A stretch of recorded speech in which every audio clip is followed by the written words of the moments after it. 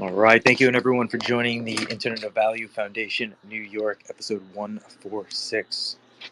For all those who get to come and listen to this information in the future, I hope you guys find it as valuable as I know I do every single day. The diverse amount of mindsets and perspectives and individuals that come into this space and share their opinions and information on the very complex and sometimes not so complex ideals that we share and topics that we speak about here. But um, welcome, Shellfish. And if you just give me a moment, I'm going to be probably quiet for a second here, or I'll attempt to keep talking while I do this.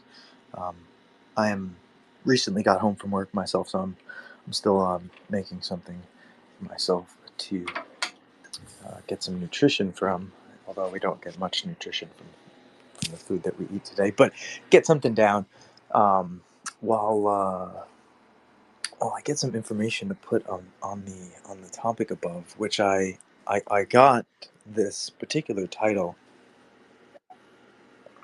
the Supercharged Information Exchange.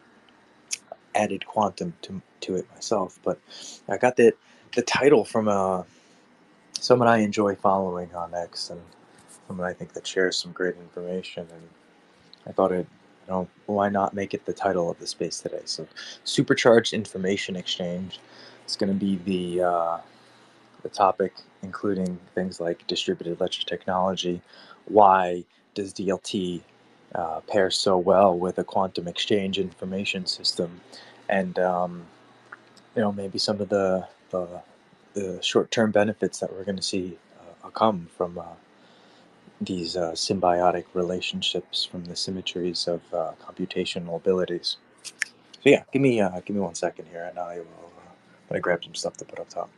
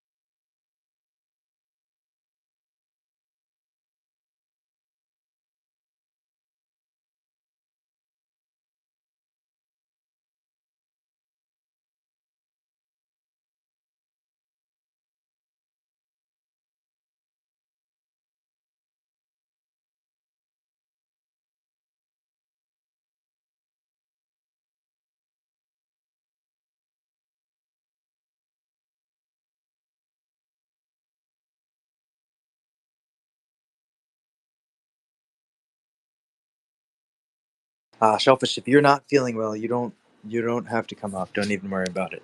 I am. I have information I'm going to speak about. I was just getting the rest of what I wanted to make real quick. But if you want to speak, I mean, more than welcome. And money, welcome into the space today. I hope you're having a great day. Does the supercharged information exchange have to do with the super decks? It can, but no. So it's just a term, right? Supercharged information exchange. I think it falls in relation with many different aspects, even the aspects that are occurring around us at this very moment. Though I think thinking about it from a macro point of view, though, thinking about where we have these abilities to have the aspect of a supercharged information exchange system, whether it be something in like nuclear fusion, where the information between the neutrons and the positrons, or the electrons and the positrons that we have floating around in this nuclear bath. This could be looked at as a high energy information exchange moment. I think the term falls into so many different aspects. But I did send the space request to Sasha. Sorry, space invite to Sasha, trying to request and see if he wanted to come and speak about exactly what he meant by it. But when I think about it, I think about the quantum. and specifically when thinking about quantum physics and quantum mechanics. The metaphysical underlying layer of of of entangled substance, which I like to compare to as a spider web, and for measure of size, spider web being the entire universe. So all of things that exist, all of matter, which of course that that exists and it is made up of any sort of substance we interact with that we know about. It is some form of matter in our universe.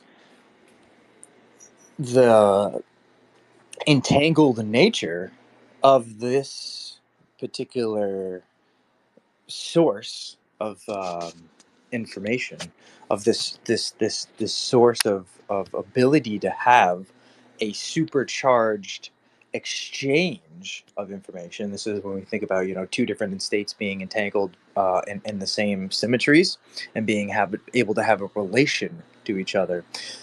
What really, actually, Vet, welcome to the space. Really brought up this thought in my head for the last day and a half was actually Vet Space.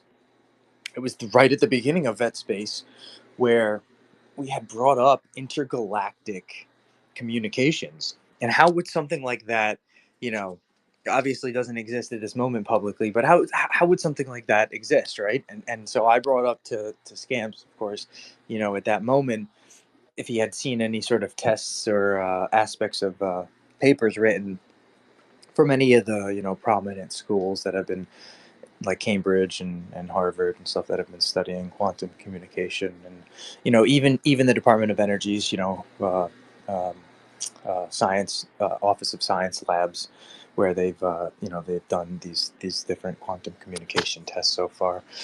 It's very interesting. Of course, there are still fiber optics involved. And so, for the tests that have been done, the ability to send atoms information simultaneously, faster than what we would think to be the speed of light, has already been able to be proven to be done using material substance. And so, a larger fiber of matter, which of course, fiber optics, you think there's many atoms that are involved in that fiber optics, but the ability to be able to learn how to translocate that information, the in this instance was a atom of an apple, you could say, right? It was one atom, one single atom of size, to be able to transfer that information instantaneously. And so it's very very I think symmetrical to you grabbing, say, the rope that somebody's on, and you swing the rope left and right. And so you can see simultaneously, as you swing the rope left and right, the vibration, the manifestation that occurs is the person falls off the rope that they're, say, just trying to balance on at that moment.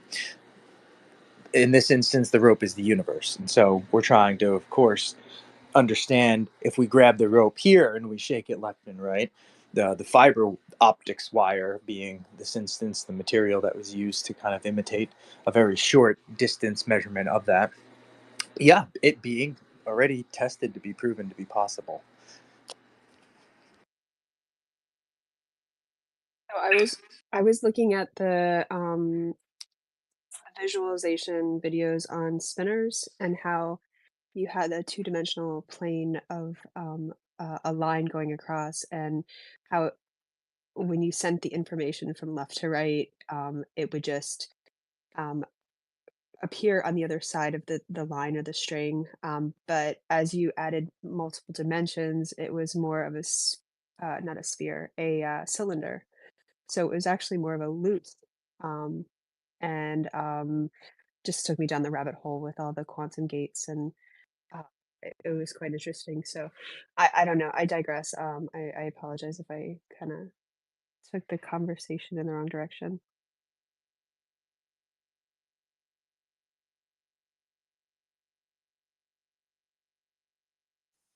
Do we talk about internet as fiber optics? Oh, can you say that again? Sorry, Vet. And Shellfish, it was kind of hard for me to hear you first there. What was that, though, Vet?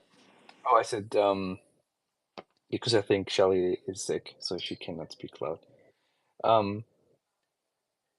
Do we talk about fiber optics as in for internet?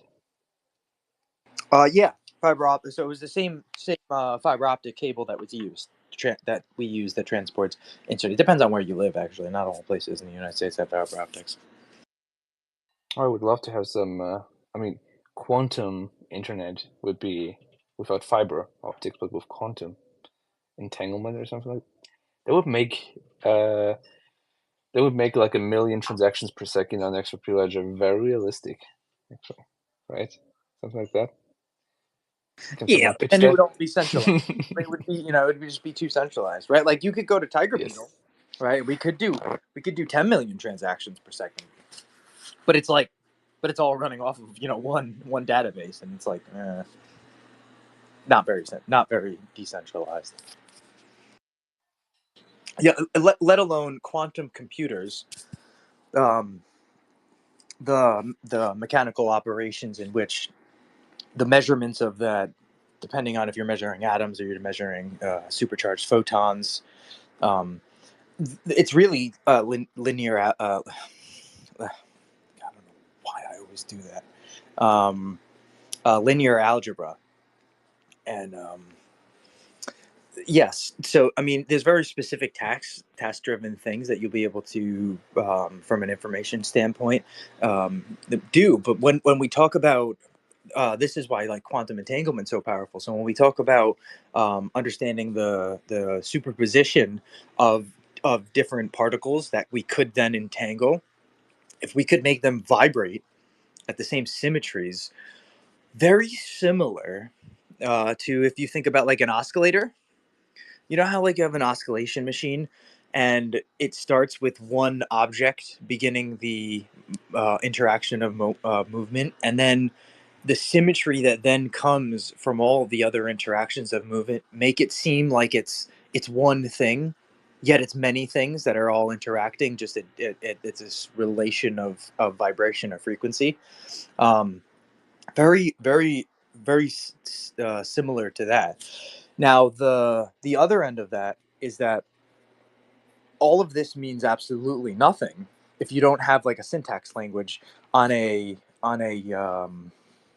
classical computational system as well, right? Because if you don't have the ability to have an application that can understand what was computed on the quantum system, it's very, it's pretty much meaningless in most cases. And so there's definitely a huge complexity that goes into all of it together to have the quantum computer that would then be able to do the mathematical calculations that then breaks that down into some sort of application setting. In this case, it would be an application that could transport atoms. So you think of like a replicator, right? And so you'd have maybe like a really large symmetrical, cylindrical operation that had like a vacuum contained in the inside of it. And so you'd have to create the exact same vibrational symmetries in relation to the entangled atoms on object, in spot A to spot B. And so we don't even have anywhere close to the computational power available to do something like that publicly, even with IBM's quantum computers they have right now. Yeah, hey everybody. This is a great conversation. Yeah. So it's Hey, like the Gorg. quantum idea and like atoms storing information stuff. Like I know there's always like, when a spider is born, it knows how to do everything that its parent knows how to do. And they don't know how it's getting this information when it's just born and stuff, right? So it makes you think, yeah, like maybe the syntax of the actual like spider's body is able to pick up a frequency that its mother has or its parent has that's like giving them this information, right? So yeah, it's super trippy. Cool conversation.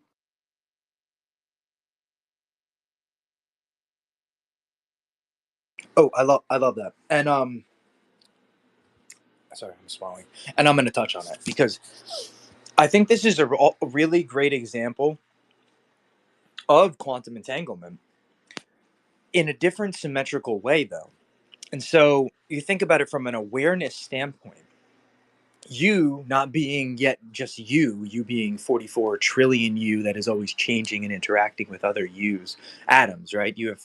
I mean, atoms, you have quadrillions and quadrillions and quadrillions of atoms that may possibly make up the substrate that is you. And these atoms are never able to be measured and quantified to say that that atom was always the same atom, and your atoms will always be the same atoms. I mean, you're interacting with vibrations of frequency as you exist, perceive to exist. Now, the scenario that you had mentioned there really sticks in tune to me with this awareness of the possible entanglement of previous structures. This, of course, previous being the way that we would measure time, and this being relative to that particular observer at that very moment in time. And so, that like that continuous substrate of, if you think of the universe as this spider web, well, the same string, the same part in the web had a vibration, and it was picked up and was aware of by what we would maybe call a different perceived moment of consciousness. Of course, I think consciousness being relative to awareness, and if you think the universe itself is aware, then everything would be conscious. And so it's just depending on the measure of this awareness or consciousness as you might perceive it to be, from a symmetrical understanding of the symmetries that are occurring. But you said they did tests and stuff like that too. Like they actually figured out that the atom was like carrying information faster than the speed of light. Was that done in like the States, or do you know where that was done at? Yeah, it was done in the States. I can go grab the paper and post it up top. Actually, let me do that in 2 minutes. I'm sure if I type it on X, I'm going to find it right away. I know it's in my bookmarks. It's just it might be a little bit farther down in the bookmarks at the moment. But yeah, so small lab did. I think it was a stretch of a mile. It was a few miles of something. Fiber optics was used, and they were able to entangle the state of two different atoms and um, move this vibrational frequency of understanding and relation faster than the speed of light, instantaneous, right, as they call it, right? And so instantaneous would be faster than the speed of light, obviously, because the speed of light is assumed to be a certain measure of how fast it goes. I think it's like 299 million kilometers per second, or equivalent to going around the Earth 6.5 times in 1 second. So slow. Very so. Instant is instant.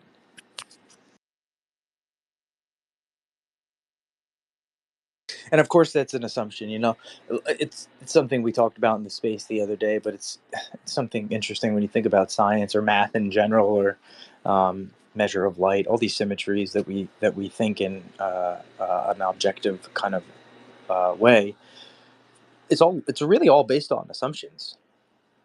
And so I think that is what's actually changing the physicists of the 21st century, is this realization that as an intelligence, we've come to a point where we can collectively share the information in such a way that it makes it almost more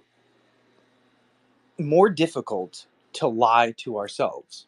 And so, because of that factorization that comes into play with that, I think it brings and raises the question into not only the physical substrate of the mathematical properties, but the substrate of the metaphysical layer, in which actually might make up the mathematical properties being the reason they are the way they are. And so it's almost like you're kind of looking at the multi-floored building, but you're not really paying attention to the foundation, when that's really what the goal of science is out to do, is to disprove the things that aren't foundations, so that we can work on the things that are.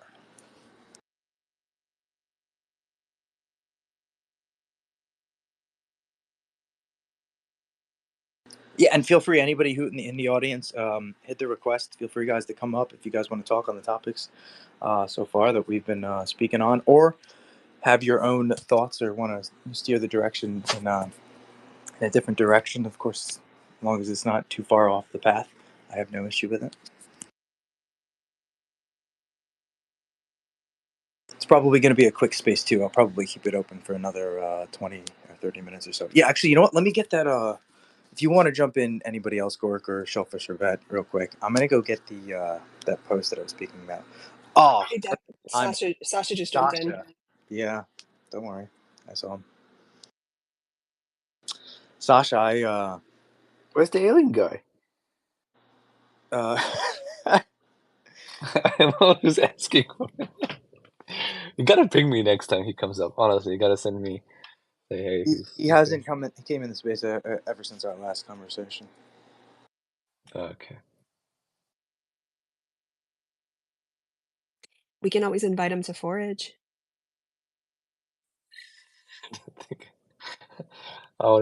I just today, you guys know York, and I don't know what, but I think he liked one of my messages, or what was it? But I clicked on his profile, and of course,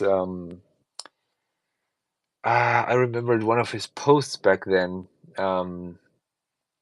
or his series about the bazaars and the cathedrals, and yeah, I fall in love again with the analogy.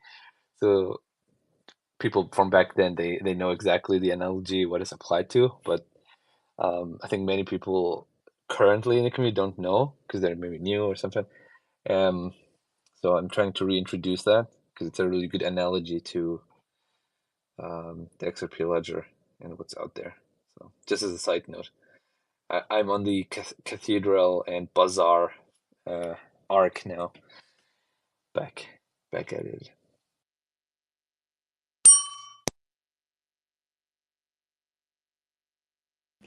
Okay, so what we're going to do is we're going to vet next time you host a space. We're going to get Alien. We're going to invite Alien up on stage in it. Okay. We have to. Yeah, we need to invite him.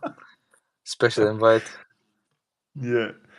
I saw a post yesterday and there was no link to the reference. It was just a picture of an article. And so I could never find it. But it was saying something along the lines of scientists now think that the kind of way our brain works is kind of the same way that quantum entanglement works, which could give a very good insight to, how the kind of, the structure of the brain works, which I thought was a fascinating thing.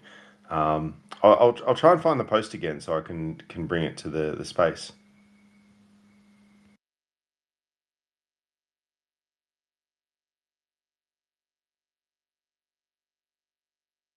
All right, I got a couple things I posted above. One of them being a link to that test. I'm pretty sure that was the right one. It might not be the right one, but Sasha, welcome up, man. I don't know if you recognize the words in the title today, but supercharged information exchange has been my topic that I particularly took from your post earlier. And of course, I went with it with my own way, what it meant to me, the manifestation of those three words put together. And I spoke more about the metaphysical layer, the quantum layer, or this um, platonic empirical structure that make up the universe, and in itself could be thought of as a web. And I really, though, wanted to ask and know what it meant to you, what when you posted it. And of course, if you have a moment and you're able to speak, please feel free to go and let us know. And yeah, please, Sasha, welcome. Well, thanks for that kind introduction. And yeah, Death, your titling of the space did bring me in wanting to discuss this because I think it's a pretty important topic. And I think it's something that is a natural progression, meaning we reach this state by accessing the idea of what supercharged information exchange means. And when you look at historically how we've gone about building and creating outwardly and expressing the information that we come across, it takes various forms. Everybody knows the stories of how you had to go by horseback and go city to city and pass messages from one culture to another, and then trade routes are established very quickly, and ideas are exchanged. And so the era that we're living in right now is very conducive to rapid information exchange. And with that comes the pros and the cons of what that entails. And down to the quantum level of how our bodies and how our brains react to that information exchange.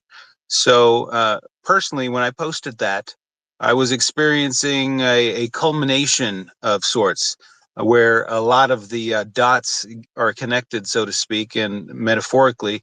But if I'm to stand by what I believe in as far as the potential for this information exchange, then I also have to respect what my brain is doing in those moments where outwardly I'm expressing the dots connecting, and ideas formulating, and my ability to speak them like I am doing so now.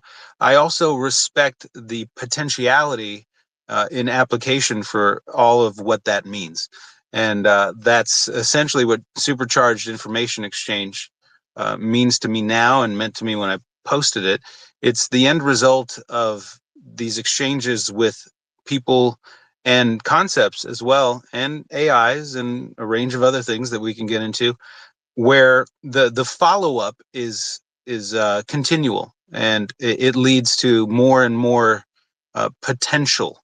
Not strictly the word I use there is potential. So it is a growing concept. It is not a diminishing returns concept or a regressive concept.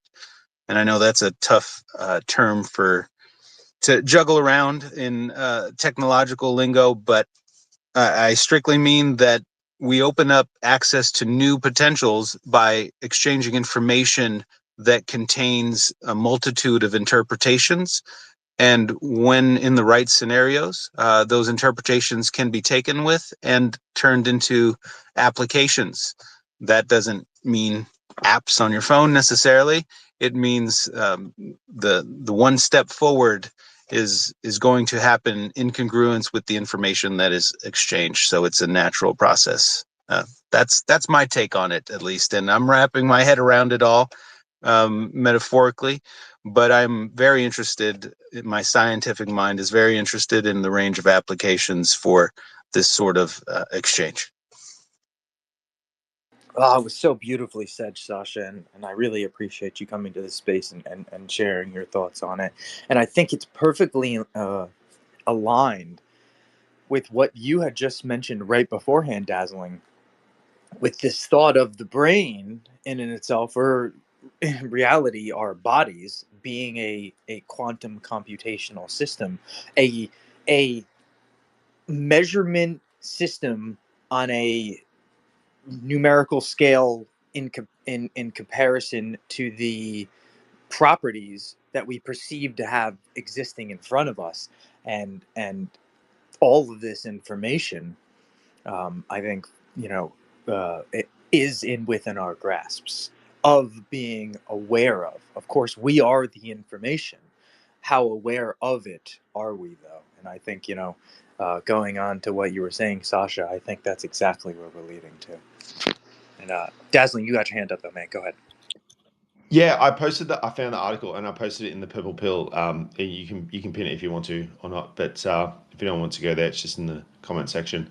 Um, yeah, it's a fascinating thing because I mean I've literally just kind of woken up this morning and when I had some dreams last night, and kind of when you think about the dream state, like your eyes are closed and you're not perceiving this kind of physical reality in front of you, but your brain is kind of still working, and it seems like there is an endless possibilities of things that can go on, within the dream state. And then all of a sudden I wake up. So, now I'm observing the particles around me. It's like time has like slowed down now. And this physical reality is in front of us. So it's, yeah, definitely a fascinating concept indeed. The title of the article is Quantum Entanglement in Your Brain is what generates consciousness, radical studies suggests. So I don't think it's proven yet, but it's definitely a very good theory. Yeah, it goes up. I think that even goes back to like the 40s or the 50s, if I'm not mistaken. There was some scientists around that time that had said the microtubules in the brain contain some sort of quantum entanglement that's occurring inside of it. There's just like a comparably to like a qubit of interactions of light and information. But yeah, still, like you said, it's really It's difficult to say for sure because I mean the brain is definitely a very complex organ, complex part of the system as we perceive our bodies to exist. And I like to think that consciousness or thoughts, the ability to perceive as we do, doesn't necessarily come from just the brain. There's neurons all over the body, and they're all interacting with each other simultaneously. And of course, the spinal cord itself has a large amount of information. So all the information is being transferred through your spinal cord up into the brain and the rest of the body. So, I mean, it's interesting to think about. But we got 808 in the space, man. Welcome. I'm always glad to have you here, man. Hello, man. How you guys been? I like what Dazzling said. He brought up dreams. I just had a talk with someone very close to me, who she has been having some very serious spiritual breakthroughs within her own personal life, and some things that she has been reconnecting with. That goes down to even understanding her Welsh ancestry, and which I helped led her path onto that to kind of understand better about herself, to how she's susceptible to some of these ebbs and flow of life that we go through every day. And one of the things I'm going to share is that she had a dream of being around on a path, that a road that was recognizable to her where she once grew up as a young girl, and as this path she is trying to get to this destination, but there's so much things that's blocking her into her destination, that's within her physical realm as of today, say her boss, or other things within life that comes and builds barriers to that kind of blocks us from achieving our goals. um, some of these dreams kind of help, um, once we are able to understand or grasp these certain things that kind of happen, um, kind of shows us things in our life that we need to work on to kind of better understand even just ourselves, which is crazy because how I take Supercharged is being able to process multiple states at one time, which our brain is doing that simultaneously, and our bodies, like how you said, um, our bodies is not the only one that helps our brain process everything. It's our whole entirety, our whole being, down to our DNA, which once we start to strip past a lot of the things that we have been taught and kind of reconnect down to our very soul and our spiritual being, we start to see things at a much broader, much multifaceted way, which in understanding it is such an important thing that we need to incorporate in our life, is understanding there's always going to be multi views that coincide with one of our own. It doesn't mean our own is wrong, or the other is wrong. It just means there's different points of view that can help better our own judgment, our own standing, and our own foundation. But what helped with her dream was that she has better understanding over the things that was not understanding of her own. Some of those things that were blocking her way was some things that work, some things that she needed to change in her own life to in order her to better grasp some of these opportunities or better prepare herself. Just like for traders in the market, we have to understand certain tools and things, understand certain markets to better position ourselves, or have a plan to better position ourselves to even prosper, no matter what we do. But it is very always interesting because the concepts of dreams, consciousness, how it affects us, our subconscious mind, for us to be able to physically manifest it, um, is us better understanding not just how we are able to manifest it physically, but how it comes to be within our own minds, and how we are able to grasp it. It's yeah, it's life is crazy. And thank you for letting me speak. It's been some time. Always welcome here, man, and it's always a pleasure to have you. I'm glad you're here. I saw you in the last space I was in right before hand with NY and Ledger, and I was like, oh, I wonder if he has time to come into the space today. So I'm glad you did. You know, it's You know, funny. I seen you down there. I was like, man, I hope I get time for going to your space. It's been some time. I've been a lot more busy lately, taking care of a few things, especially with um Mahipono, which is one of the largest landowners in Maui. no, of course, man, and I know you're very busy, and it's funny though, right? Not even speaking over periods of difference, and yet on the same symmetrical understanding of energy vibration being in the same space. The fact that we thought the exact same thing in opposing ways. Um, gr- yeah, I mean, Quantum entanglement, I was bro. just about to That's say one of that. the bases. It's just even that is so crazy because I've been talking to much more people normally about these different things that we talk about a lot in this space. Even though these words are so extravagant and so big, you know what I mean? Like we hardly use these words. But I always explain to people it's not that you don't need to use these words. You already understand its meaning without even knowing what these words mean. Um just by just understanding your own culture and understanding how they became to be, you start to see different parts and different evolutions of quantum theory, quantum entanglement. And a lot of these theories are not just theories anymore, they are practiced and hold results, which is even more mind-boggling and crazy to even think about. But It that's just how it's the evolution.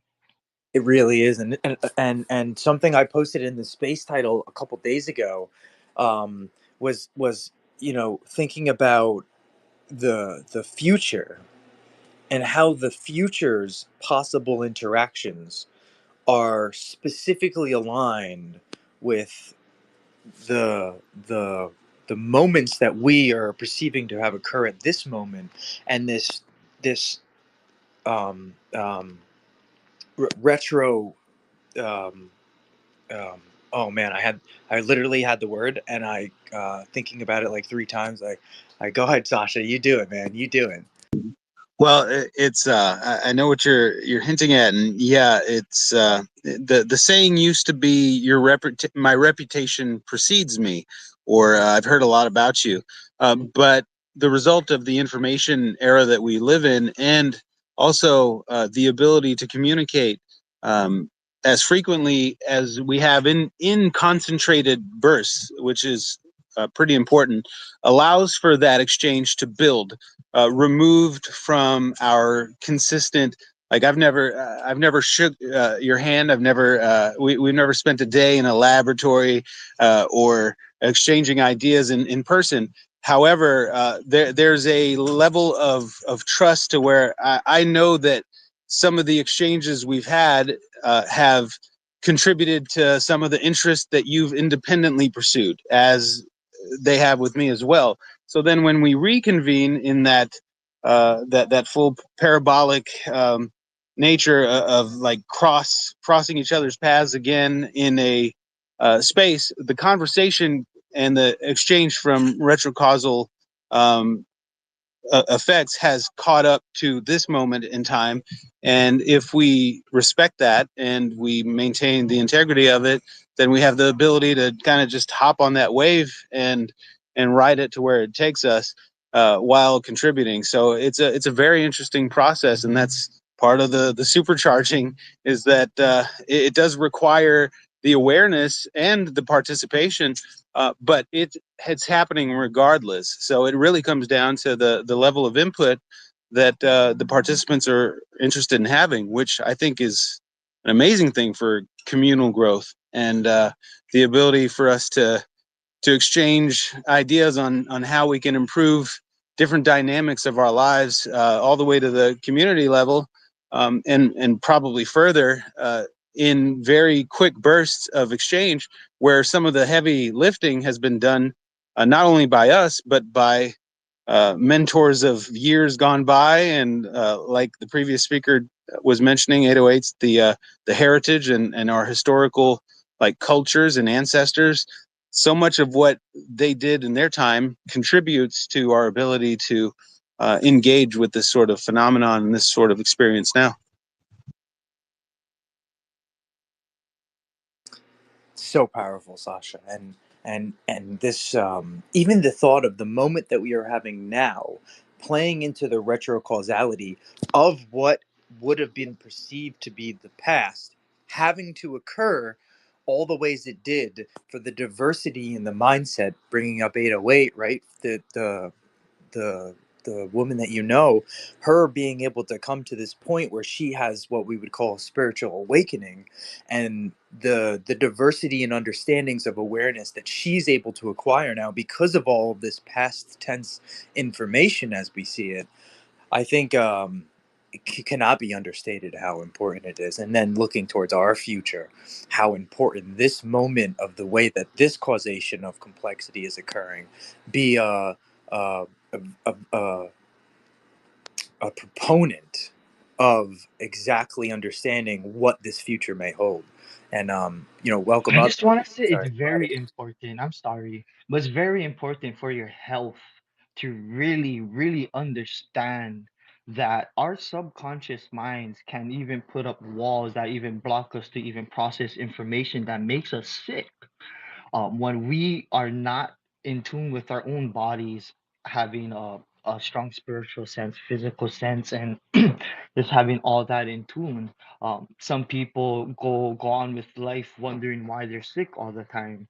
Is because within their inner being, they're not straightened out. Just like I always like to say why I don't always say aloha just to anybody, because I gotta make sure I'm okay with myself. I understand myself. It's more than just a word. It's me transmitting my own energy, my own positive being unto others, and really sharing that part of me and part of my culture within that one word, which is why I don't like to use it all the time, but it has been diminished to the point where it's just a higher by kind of greeting, which it is not. And it is for tourist reasons, but it is very important when we make sure that we understand as individuals the intricacies of our lives and the spirituality that comes with making sure that we can live and be healthy, because those are some of the blockades that we have that don't allow the things to process correctly when our minds and our bodies are not focused on the things that they should be processing, instead of it processing else. That was so deep, 808, and I really appreciate you sharing it. And I couldn't agree more. Yeah, a lot of good points made. I have to I have to head out here shortly. I had a prior engagement and I saw this invite and I wasn't gonna not be here for this talk. I really appreciate the conversation. The previous speaker mentioned the information that we are entangled with and the origination points of those pretty important. And this ties back to the earlier discussion of dreams. Um, the science and the research done on like the preceding events or the build up to what our brains process as, oh, this is what this person would like to dream about tonight, or this is what they've been focusing a lot of their attention on.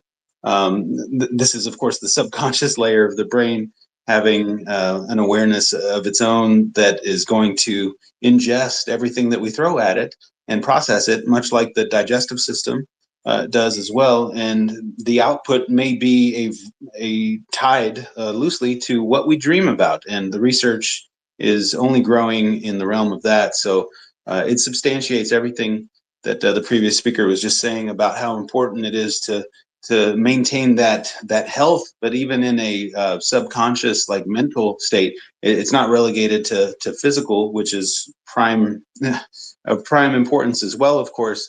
I think the two go hand in hand, and there's a lot of gut brain stuff to cover that. But these are, see, this is the joy of this is there is a wealth, there is an endless well of exploration by tapping into these types of conversations.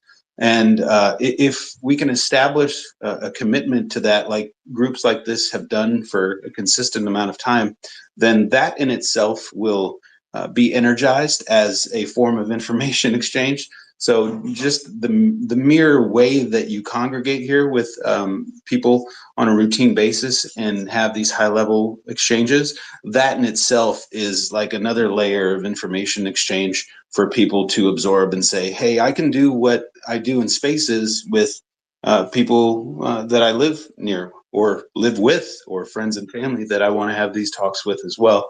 So there's just so much to unpack, and I love that.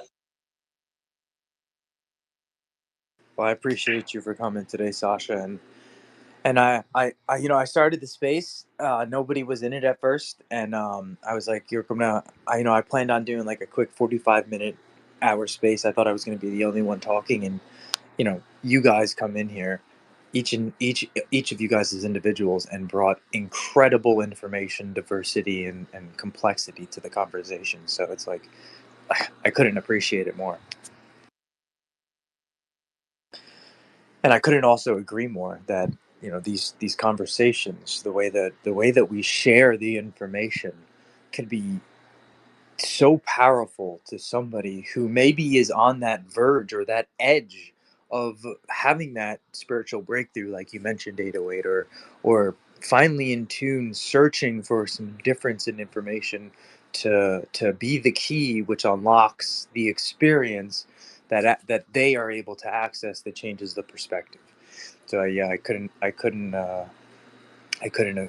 more with you. And it's so wild how we in different states of mind affect each other. The more we let our minds grow, the more connections we make, the more problems we come across, but the more stronger we become from those problems we come across. And the more we understand it, we become the more understanding we have of ourselves to be able to handle certain trials and tribulations that we always go through every day. All these things come into play when we affect each other, talk to each other, come into these spaces, even talk to people within our own personal lives that we have effect on each and every day. There's people in my life that never thought that I had these types of knowledge or understanding of a lot of different things. I just love a lot of this information that I myself was able to garner, not just by myself, through everybody in this space on these different forums, down to my kupunas, my ancestors who left a lot of knowledge to people from all over the world, and their histories. And that's why I always say it's very important when we ourselves not only have an open mind, also have a grasp on understanding. It's not just about having that open mind to be able to receive a lot of this information, but it's also understanding how to accept them and apply some of the teachings into your own life or to your own culture. Sometimes you open up your mind to things and walk down paths that you never thought you would. Look, Shellfish, she started coding, she started doing stuff she never thought she would have done that before. Now look, she we had it, all these spaces had an effect on her to and caused interest to her to put for her to pursue things. I'm sorry, I always use you, Shellfish, because you, man, you is yeah, he's just one of those prime examples of someone stepping out of their shell and literally voicing it out into the world and putting it into existence. Not being ashamed of your unknowing, and that's where people always trip up over themselves, is not accepting the things they're not unknowing of and allowing themselves to grow. And that's where I always say it. One of the most simplest terms ever is learning how to manage ourselves. It's so important. It goes in depth and it help fixes a lot of the things we do every day. And even coming down to trading, entries and exits. Really, really doing and really, really believing in the power of that concept. It's so powerful and mind blowing. But yeah, I'll land my plane here, guys. But aloha. Again, always love these spaces, and always when I have a time and able to speak, I always appreciate it. But yeah, aloha, everybody. Aloha, brother. And on that note, we got like 2 minutes left. I'm gonna close it up probably right before that 5 o'clock mark. Anybody who's up here already as a speaker, NY, you have not gotten a chance to speak. I've tried to bring you in a couple times now, actually. Please feel free if you want to jump in. I'll keep it going for like an extra 2-3 minutes if you have some questions or topic that you would like to touch on. And anyone else after him, if you guys want to jump in, say some last words, please feel free to. Yeah, can you hear me, Death? Sorry about that. Yes, sir. I hear you. No, man, I love these spaces. It's always about building foundation, right? And with foundational stuff, you always have to have a form of education, right? So it's always beneficial to touch up on the basics. And not only just the universal basics, sometimes, like 808 was mentioning, sometimes you have to go into your cultural basics and to kind of like your upbringing and kind of see where your strengths are there and utilize that moving forward as like a fuel. So yeah, I love these spaces, man. Thank you for letting me speak. No, I appreciate you for being here, man. And I tried to stay in your space as long as I could. I was like, I waited like an extra minute or two. I was late, and I was like, I gotta go. Sorry. But I loved your space as well. You had an excellent space today. For anybody who wants to catch it, you can either go to NY's page or Ledger's page. Gork, Dazzling, Shellfish. Vet, any last words? Shellfish, you don't feel well. You still don't have to speak. Don't worry. Just everybody have a great day. Let's go. Love it, man. What about you, Dazzling? Any thoughts? Yeah, I'm sure a lot of people have seen it because I'm sure many follow the Science Girl account, but I did just, sorry, pin up the something she posted yesterday that someone had shared. So it gives a really good kind of visualization of a quantum search algorithm. So awesome visualization, and there's someone narrating it as well. So I think that might be a nice thing for people to have a look at as they exit the space. So no, thank you again, man. Oh, I love that. You're right. That was a great complexity and difference, understanding the complexity between a bit and a qubit. A yes or a no, right, on and or off, or the ability to have all three be conceived at once. And so, yeah, couldn't agree more. For anybody who wants to, but right before I close the space, click on that link right above. And yeah, it was a great debate. But here's a fun fact: our brain is our biggest organ, but it's also the fattiest organ. Hmm. Right? Isn't it very interesting? It's very interesting. Yeah, and um, I'd like to think that the second part, I guess that's really a muscle, right? If you think about it, the gluteus maximus. So, yeah. Anyway, my brain. All right, guys. Vet. Any last thoughts?